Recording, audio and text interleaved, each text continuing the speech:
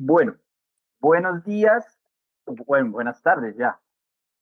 Hoy estamos con alguien que tiene una historia que a mí personalmente me parece una chimba. Vamos a hablar así a calzón quitado hoy. Me parece brutal. Porque no es la típica historia de que estudié afuera, que me fui para Estados Unidos, que me fui para Europa, que no sé qué, y todo se me dio fácil y bla, bla, bla, y vine a Colombia. Y no, sé, no. Este más viene desde onda, ¿sí o no? Viene Así desde es. onda. Y hoy está metido en animación 3D, videojuegos, liderando su propio estudio. Holman, bienvenido. Qué bueno tenerte por estos lados. Bueno, gracias Felipe, gracias por esa bienvenida, gracias por tenerme en cuenta, ¿no? Chévere volvernos a ver, ¿no? Después de tantos años también, ¿no? De muchos años, Entonces, de muchos chévere, años. chévere estar por acá y pues gracias por el espacio. Listo, Holman. Quiero empezar por algo sencillo. Ujú. ¿Tú recuerdas cuál fue ese primer momento donde dijiste, esto del 3D es lo mío? Sí, claro, a mí me pasó que al ser del pueblo de Honda, Tolima, una ciudad de 25.000 habitantes apenas, imagínate, algo pequeño. Es una ciudad de cultura, historia y turismo, ¿sí? Pero yo crecí con la necesidad de contarle al mundo de manera diferente lo que era mi ciudad, pero pues no tenía esos medios. Y a mí me pasó que yo veía múltiples formas. Yo decía, bueno, quiero dedicarme a la actuación y por medio de venir a grabar una película, dirigirla, actuar en cualquier, decía yo, hacerlo de esa forma o incluso por la pintura. Pero resulta que hubo algo siempre latente en la historia de mi vida y fue la situación económica. Nosotros no teníamos un peso. Yo vengo de un pueblo que solamente tiene dos opciones: dedicarte a trabajar en una empresa de fábrica de cervezas o vender, vivir del río Magdalena, del pescado, de la pesca. Eso eran mis únicas dos opciones. Entonces, la necesidad siempre era latente. No había dinero para nada, yo no podía estudiar en una universidad y demás. Y eso conecta con que nunca tuve una consola de videojuegos, nunca tuve esto. Yo era el típico niño que de pronto iba a la otra casa del que sí tenía la consola de videojuegos y le daban el control desconectado, ese era yo. Ok. ese, era, ese era yo y me hacían creer que yo estaba jugando y eran los dos niños ricos jugando y Ok, yo era ok, con el ok. control desconectado. Entonces yo crecí con eso de siempre querer una consola y pues mi mamá no me podía dar una consola de videojuegos porque eran demasiado caras y no teníamos la situación para eso y pues las necesidades y las prioridades en la casa eran otras. Ok, sí. Entonces yo crecí como, ok, como dice el meme, pues yo haré mis propios videojuegos y me dedicaré a eso, haré mi propia animación 3D. Así como dice el meme, pues yo me hago mi propia, ¿cómo es?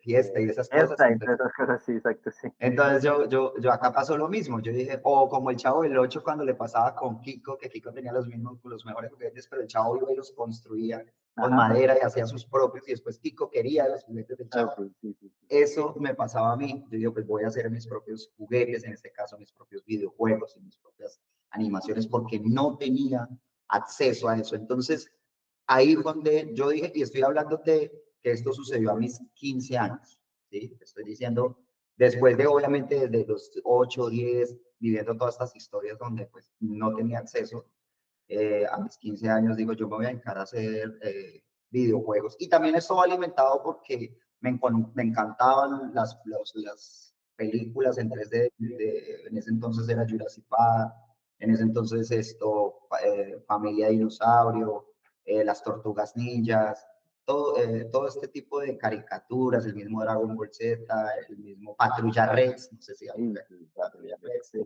Entonces, eso eran mis, y yo decía, más allá de que me gustaran por entretenimiento, me preguntaba, ¿y eso cómo se hará? ¿Cómo sucederá? El mismo Mario, cuando jugaba, porque cuando nos invitaban a una consola era Mario Bros. Y saber cómo funcionaba, siempre tenía como el juego de las 1000 vidas, Ajá. el por qué existe eso, o cuando estaba Mortal Kombat y uno de sus personajes que se llama Herman, que significa error macro, por eso le pusieron fue Herman, porque no Ok. estaba, el personaje no estaba pensado para estar en el juego. Y yo decía, bueno, si estos errores pasan, eso tiene un sentido, el por qué. Y yo desbarataba la consola de la Nintendo NES, que no era mía, la desbaraté y la dañé. Eso metía después. Mi mamá no me compró una consola a mí, pero después la hablé para pagar otra. Pero no, no la dañé, la terminé arreglando según la historia que me cuenta mi mamá, porque aparte no me acuerdo mucho, pero era tan curioso a ver cómo hacían los videojuegos allá adentro. Ay, Entonces, qué bueno, esa bacano. es como parte de la historia, como que nace toda esta curiosidad. Holman, ¿tú te acuerdas qué sentiste la primera vez que viste algo tuyo moverse? Uf, ¿Alguna animación? ¿Qué sientes? O parce, verla por ahí, o... fue una locura porque yo en esa época lo que tenía más fácil acceso era a Flash, era el software, en donde uno hacía como ciertas animaciones. Y en esa época el internet era de ese de 52 kilobytes que si te llamaban a la casa se caía. Sí. Y pues eso fue una cosa muy loca de que mi familia pudiera pagar primero pues un internet y segundo pues era un internet de 52 kilobytes, súper lento. Entonces ver un video tutorial era casi imposible y tampoco es que existieran el video tutorial. Entonces había como una página plana con el paso a paso del Flash y era mover un cubo, hacerlo, darle rotación y escalación Ajá. y gravedad. Entonces, eso hacía el ejercicio, fotograma y entender todo eso y lograr que uno le daba enter y todo se reproducía. Eso para mí fue, o sea, me lagrimé, me escaramucié y dije, acá es donde yo tengo que dedicarme a eso. Eso fue realmente mi primera animación que fue en Flash. Pero hay un segundo momento y fue cuando ese mismo cubo lo hice en un software en 3D que fue Blender. Ok. Entonces estoy hablando de que yo aprendí Blender como en 2005, 2006, en Bogotá, en un taller de una semana que vino una gente de Canadá a dar ese taller a Bogotá. Y yo por cosas de la vida resulté en ese taller y ahí aprendí, era Blender 1.40 y algo. Era una vaina. Mucha. La interfaz gráfica de Blender era gris oscura y todos los paneles que uno ve Ajá. acá abajo, todo quedaba era acá abajo. Y ahí fue donde aprendí ese primer Blender y fue lo mismo, animar un cubo. Entonces ya verlo en 3D, porque pasé del Flash en 2D a verlo en 3D. Es más, mover el mouse que uno lo mueve comprimiendo acá y que hace girar. ¿Qué es lo que está pasando? Era una locura, era una locura. Bacano. Recuerdo Guau, mucho eso, esos guau. momentos. ¿Sabes por qué te pregunto esto? Porque, bueno, lo que yo tengo entendido, pues de lo que vi, de lo que ya sé un poquito más, porque pues hace mucho tiempo nos conocemos, lo que lo tengo entendido es que tú vienes del lado artístico, ¿sí o no? Entonces, Sí, cómo fue ese paso de lo tradicional al 3D? ¿Cómo fue? O sea, pucha. fue una conexión de dos gustos. Yo soy, yo siempre me he considerado más artista, pero la vida siempre me ha metido a la programación. De alguna Ok, manera siempre me ha metido a la parte lógica, pero siempre me ha gustado más es la parte creativa. ¿Cómo fue pasar de un lado a otro? Sí, desde muy pequeño coloreaba, desde muy pequeño pues hacía cuadros que a óleo, pintaba cerámica, pintaba una cantidad de cosas y elementos y a eso me dedicaba a pintar. Cuando pasé al 3D, yo decía, ya conquisté el mundo. No sé, pero desde niño decía, ya conquisté el mundo, esto es lo que se hace en las grandes industrias y así es. O sea, que así es que se hace Mario Bros. Y cuando ya veía el cubo y después lo pude colorear, siempre fue muy impactante. Entonces, esa conversión me llevó a mí a evaluar mucho en el proceso en que estaba y decía, estoy haciendo algo importante. Pero eso es algo muy importante y muy creativo, tener una realidad. No existía en Colombia, no había mercado en Colombia. Entonces llegaron las personas que me decían, ¿qué va a vivir eso? Eso es perder el tiempo. ¿Qué ¿de qué le va a vivir? pasa? Sí, ¿De exacto. qué va a vivir si esto no funciona? Ahora el pintor haciendo muñequitos. Entonces empezaron las burlas, empezaron todo porque va a llegar gente a tu vida a decirte eso. Entonces sí fue difícil porque aunque quiero aclarar que estas personas eran externas porque en mi familia sí me ayudaron mucho. O sea, lo que fue mi abuela y lo que fue mi mamá, lo que es mi mamá, las dos mujeres más importantes en todo mi proceso son ellas en que apoyaban mi locura. Mi abuela era una de que quiere pintarle, me compraba los lienzos, me compraba ya así fueran carísimos, hacía la inversión. para yo poder ir a ponerme a rayar y poder dibujar y poder pintar y colorear.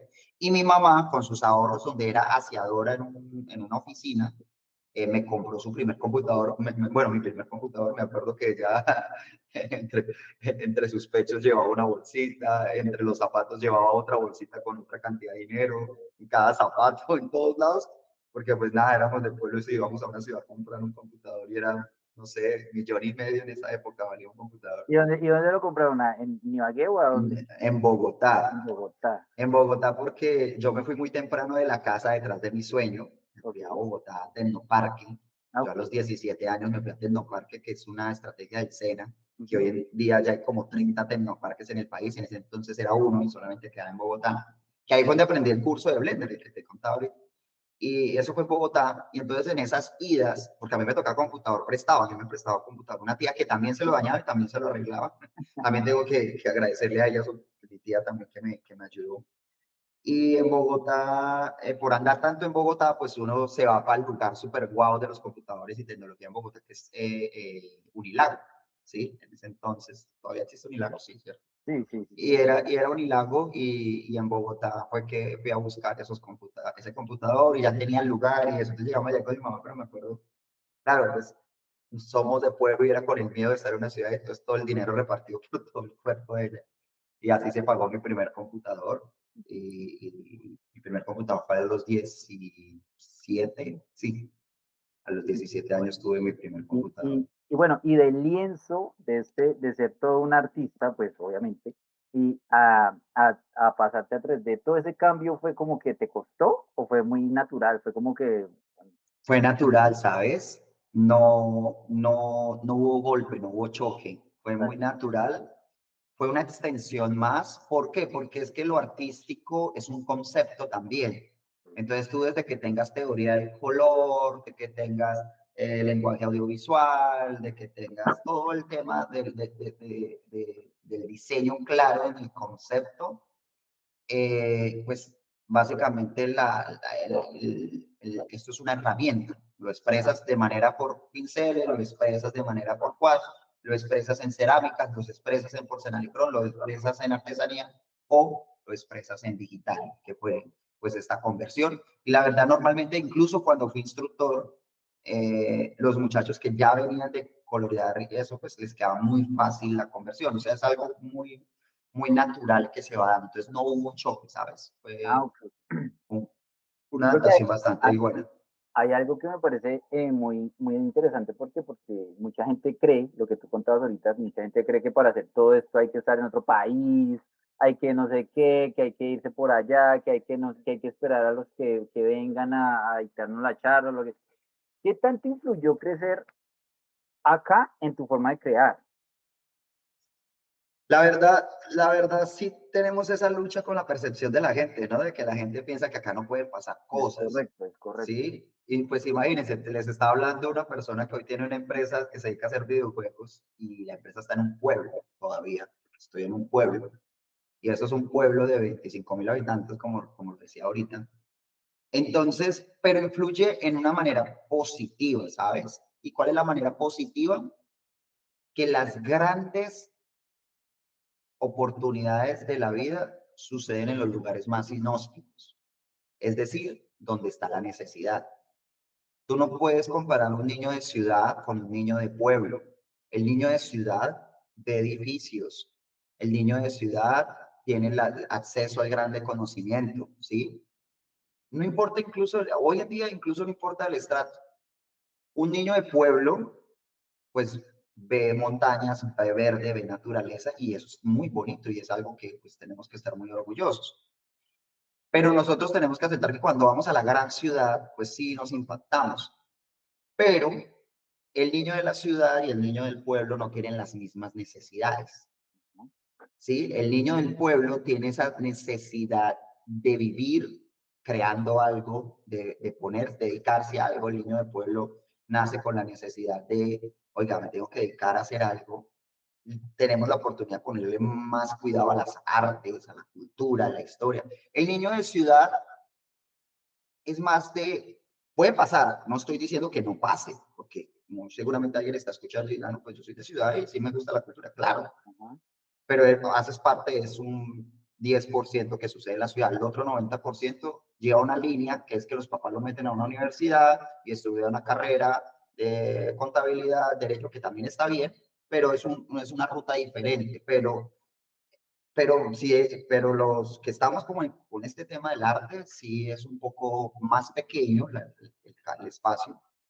Y pues que influye bastante de manera positiva. ¿Por qué? Porque donde hay la necesidad, pues se le genera a uno más la solución. Imagínate uno llegar a crear una solución en Bogotá. En Bogotá ya está todo, hay muchas cosas. Aunque si tú investigas, hay Faltará, cosas que te faltará faltará algo, algo. faltará algo. Sí, Ok. pero es mucho más difícil de detectar. Lo cambio que en un pueblo tú miras y dices, acá no hay tal cosa, acá no hay tal cosa, entonces tú Ajá. puedes llegar a innovar más fácil. Entonces también esa creatividad como que se despierta más rápido desde muy temprana edad y eso fue lo que me pasó a mí. Eh, Tema de, yo decía, si vendemos pescado en onda, pues vendamos pescado por internet. Y todo el mundo como que, ay, ¿qué le pasa, loco?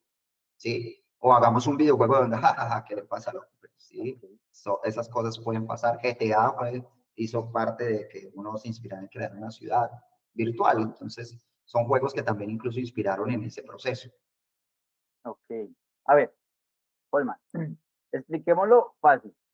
Si yo tengo una idea en la cabeza, ¿cómo pasa eso de estar en la cabeza a convertirse en algo dentro de un videojuego o a convertirse en un videojuego, como tú Ok, lo hiciste?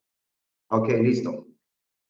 Hay varios procesos. El Ajá. primero es entender que hay algo en la industria que nosotros llamamos el pipeline, el pipelín, que es Ok. como lo que tú debes hacer durante el proceso de desarrollo, ¿sí? Y ese proceso de desarrollo también lo llamamos workflow, ¿sí? Como fluidez del trabajo, de cómo vas a trabajar. Entonces, ¿cómo voy a trabajar? A través de un pipeline. El pipeline tiene un antes, un durante y un después. Ujú. Como todo en la vida, ¿sí? Y como todo. ¿Yo en qué me tengo que preparar para lo que voy a hacer apuntándole a mi futuro, ¿sí? O si yo voy a construir un puente, entonces tengo que primero preparar unos planos, conseguir unos recursos, luego hacer el puente y luego generar un mantenimiento que es para la ciudadanía y bla, bla, bla. Entonces es el antes, el durante y el después.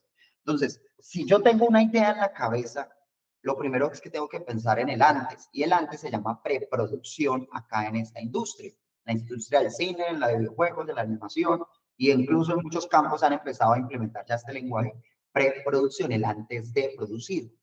Entonces, es la idea y esa idea que yo tengo en mi cabeza, la tengo que aterrizar en un documento y aterrizarlo con lo que lo primero que, si no tenemos herramientas, lo primero que nos enseñaron a nosotros en el colegio, el, el, el mensaje cuando nos enseñaban en español, que nos enseñaban las diferentes, el nudo, el Ah, ok, inicio y ok. todo el Ok. desenlace. Ajá. Entonces, aterrizar esa idea, pues, de videojuego en un inicio, en un nudo y en un desenlace, ¿sí? Eso nos lo enseñaron a todos en el colegio en español a escribir una historia.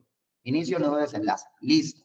Si nosotros tenemos eso claro y lo aterrizamos en un documento, ya después le vamos a ir dando más cara a ese documento y lo vamos a llevar a un guión literario, que un guión literario ya nos invita a nosotros no solo a tener un inicio, un nudo, desenlace, sino también una explicación de los hechos, una explicación del entorno, si eso sucede en un interior, en un exterior, si sucede de día, si sucede de noche, a qué horas.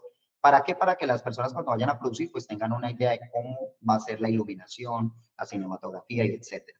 Entonces, toda esa preparación se arma en un guión literario y ese guión literario también tenemos los actores, quién va a hablar, en qué momento va a hablar, qué van a decir, todo. Es como la chiva, es el paso a paso, es la guía en ese guión literal. Entonces, todo tu juego se debe llevar. Pero ojo, tenemos que tener en cuenta algo muy claro, que un juego se escribe en primera persona. Porque normalmente cuando nosotros leemos un libro, está escrito en tercera persona, a veces cuando es autobiografía en segunda persona o en primera. Pero normalmente es en tercera persona. ¿Eso qué quiere decir? Que yo estoy leyendo la historia de alguien más. Uno, dos, tres. Ajá. Alguien más escribió la historia y yo la estoy leyendo. Somos tres personas. Se está escribiendo en tercera persona, estoy viendo las aventuras de alguien más, Ujú. ¿sí? También pasa en las películas, también puede ser, o segunda persona, es alguien contándome en su libro, su autobiografía, contándome a mí, ¿sí? Yo soy partícipe. Pero en los videojuegos es una persona, primero, o sea, yo soy el que estoy viviendo la historia. Yo Entonces, estoy jugando. yo estoy jugando. Entonces, en el momento en que yo escriba la historia, lo tengo que escribir soy yo, cómo voy a jugar o cómo se va a poder jugar cualquier persona, pasar los niveles. Y entonces, en esa historia tenemos que tener en cuenta 3 líneas: objetivo, obstáculo y recompensa. ¿Cuál es mi objetivo? ¿Cuál es mi propósito? ¿Cuáles son los obstáculos que voy a tener en el camino? ¿Y cuál es la recompensa? Mi objetivo es rescatar a la reina. Mis obstáculos, tengo que pasar por 8 castillos donde está lleno de tortugas y gente que me quiere atacar. Mi recompensa son 8 hongos más la princesa, con las que voy a liberar todo el mundo y todo vuelve a la normalidad. Todas las personas que estaban transformadas en ladrillos vuelven a ser realidad, que eso fue el hechizo que les mandó Cupa y los convirtió a todos en ladrillos. John Fontaine, historia de Mario Bros ahí resumida. Es eso. Es eso lo que tenemos. Pero entonces cuando nosotros escribimos la historia y sabemos objetivo, obstáculo y recompensa, así como lo conté, metámosle mecánicas. ¿Qué son las mecánicas? Es yo cómo voy a hacer todo lo que acabo de decir. Entonces, en el primer mundo, ¿yo cómo me voy a mover? Ah, que con las flechas. ¿Yo cómo voy a saltar? Con la barra espaciadora. Ah, ya. ¿Y qué tengo que hacer? Espichar a los honguitos por encima. Ah, ok. ¿Tengo poderes? Sí, mira, cojo esta estrellita y esta florecita. Ah, ya, listo. Entonces, todo eso, empezarme a hacer preguntas, ¿qué, cómo y para qué voy a hacer ese mundo? Entonces, ahí empieza uno a preguntar y eso se le llama mecánicas de juego. ¿Sí? Yo cómo me voy a mover dentro del juego, el entorno, ¿verdad? Eso, todo esto que te estoy hablando es apenas una parte de la preproducción, porque también está el guión técnico y es cómo se van a vestir los personajes, de qué época, todo este tema. Sí, voy a preparar los entornos, los escenarios, los niveles, el mapa, todo cómo va a ser. Todo esto lo llevamos a un tema de preproducción. Y luego pasamos al durante la producción, que vamos a producir, ya teniendo todo listo y más claro. Faltaron los blueprints, que son unas hojas de guía, también del dibujo, en diferentes poses, pose T, etcétera, desde frente y lateral. Y en producción yo tengo que pasar por 4 fases: modelado, texturizado, rigging y animación. Ah, bueno, 5 con programación. Entonces, lo que pasa es que rigging y animación a veces se cuentan como una. Pero entonces en modelado es coger ese muñequito que yo tengo pensado en la cabeza y que lo dibujé ya en un blueprint, que lo hice de manera en pose T y así, en pose lateral. Y es como si en la vida real cogiéramos una plastilina y le empezáramos a dar forma y armar un muñequito de plastilina. Eso es modelado, simplemente lo mismo, forma de plastilina, lo hicimos en digital. Okay. Luego, ese muñequito de plastilina, vamos a coger un tarrito de témpera, vamos a coger pincel y vamos a empezar a pintarle que el pantalón, que la camisa, y ojalá tratar de que se vea como tela de verdad. Eso es texturizado en digital. Es lo mismo, es coger ese muñequito digital que hicimos en plastilina y empezarlo a colorear, haciendo lo más posible parecido a la realidad. Luego sigue rigging, y es que si cogemos ese muñequito de plastilina que ya tenemos pintado, le vamos a colocar un alambre por dentro para que quede paradito, o que si yo le doblo los brazos, eso los puede articular. Entonces es como si cogiéramos ese... Mucha gente hace el proceso, es que solamente se hace su muñequito primero en alambre y luego le empieza a llenar de plastilina. Sí, acá es como primero hicimos el rigging y luego el modelado y luego el texturizado. Pero en lo digital haces primero el modelado, luego el texturizado y luego el rigging, que es el arte de ponerle huesos a ese modelo digital para que este pueda ser articulable. Y luego viene el arte de darle vida, y que pues solamente Dios es el que lo hace, pero nosotros lo replicamos a través de la simulación en animación. Y es que con una tecla yo haga que el muñeco se mueva o abra los brazos. Y entonces ahí viene un tema de fotografía. En la fotografía nosotros hablábamos por fotogramas, o antiguamente el stop motion, digo antiguamente y todavía se usa. Y el stop motion es capturar diferentes poses, capturar diferentes fotos en diferentes poses. Entonces, una foto así, una foto así, una foto así, una foto así. Ustedes en casa pueden coger una esquina de un cuaderno y en cada hojita escribir un muñequito así, un muñequito así, un muñequito así, un muñequito. Y después coger todas esas hojitas y soltarlas, irlas soltando, y ven que el muñequito hace esta animación. Ahí ustedes ya crearon una animación tradicional. Eso es lo que nosotros hacemos a través del stop motion con fotografías. Al actor así, así, así. Y luego colocamos en una secuencia, en una edición de video, cada fotografía y también nos va a quedar lo mismo. Pero en los videojuegos, esa misma teoría se mantiene interna. Nosotros ahí también hacemos solo que acá no hacemos el fotograma uno por uno, sino hacemos el fotograma inicial y el fotograma final. Y ya el programa hace una interpolación y es crear los que van en intermedio y nos generan otros la animación. Entonces nosotros empezamos a darle vida al personaje como tal. Y luego viene la programación, que es a través de cualquier tecla del teclado yo le pueda darle funciones. Entonces, ahí ya viene un poquito de matemáticas, que es la parte que no le gusta a los muchachos, porque todos dicen vamos a estudiar videojuegos y porque es solo jugar y resulta que acá hay mucha matemática, mucha lógica. Entonces cuando ya se estrella, porque eso pasaba con mis alumnos, mis aprendices, cuando llegaban, pues porque pensaban que todo era creativo y ya fíjense la parte lógica y bueno, ¿qué No, pasa pues si yo presiono y la... mucho de todo, porque hay De digamos, todo, sí. aprender a escribir, aprender de pronto a dibujar, aprender de pronto, no De sé, historia, exacto, no, pues, pucha, aprender a todo. diseñar trajes, Ah, exacto. hasta de textil, o sea, tú pretendes sacar cosas de cómo se confecciona la ropa, porque como se hace en la vida real, se hace en lo digital, O cómo ser se uno de confecciona. pronto un arquitecto también por el También, tema de los... sí, aprendes de arquitectura, o sea, este mundo te obliga a tener un poco de cada área y por eso es tan completo. Entonces, sí, efectivamente, con mi novia me pasa, ella me dice, bueno, ¿tú por qué sabes tanto? Porque yo sé ensamblar un helicóptero. ¿Por qué sabes ensamblar un helicóptero? Porque hice un simulador de ensamblar un helicóptero para la policía. Ahora tú me dices, Colman, yo sé sembrar marañones, sé sembrar chotabró, sé sembrar pimienta, porque hice unos simuladores con estas gafas de realidad Ajá. virtual. Lo hice, bueno, lo hizo mi equipo, pero tuvimos que aprender todos de esto, ¿sí? Sé ensamblar una camioneta, sé ensamblar un Ferrari. Ensamblar un Ferrari. Sí, no te digo que soy el experto, pero sí tengo por lo menos idea. De pronto decir sé es mucho, Pues pero tienes sí el conocimiento tengo un también. conocimiento del 40% de cómo funcionan las partes, por eso lo hace a uno un poco como muy creativo y como saber de todo, como dice ella, porque sabes de todo, y a eso se resume cuando yo doy las conferencias. No sabe acá de todo, así como estaban viendo la línea de producción. Y para terminar entonces en la programación, a través de comandos en inglés y con matemáticas, tú tienes que darle función de que si yo muevo la tecla hacia adelante, esto cómo funciona. Y es que le estoy diciendo al muñeco en físicas, bueno, muéveme tantas unidades a este personaje. Entonces el personaje se va a desplazar del punto A al punto B. Entonces la programación es un poco más complejo, pero es muy divertido dar vida y poder tener control después. Y a eso agrégale que hay una postproducción de sonido, una postproducción musical, hay un tema de composición como tal de la escena, y luego ya sacas el videojuego y esa es tu versión apenas, la versión beta o la versión alfa, ¿sí? Bueno, este sería alfa primero, luego viene la versión beta, y luego la versión Omega y la versión Gold, que es la que ya sacas al mercado, la versión dorada, que es con la que vendes, pero la versión beta es para detectar errores y bla, bla, bla. Entonces eso es como todo el proceso de lo que uno hace a la hora. Entonces mira que tú me empezaste la pregunta, bueno, ¿uno qué hace con una idea? Y Ah, todo sí, esto todo eso se hace con para él. hacer un video. Y eso que no les hablo de marketing, publicidad y Sí. todo eso, porque todo esto lleva, porque esto al fin y al cabo es un negocio.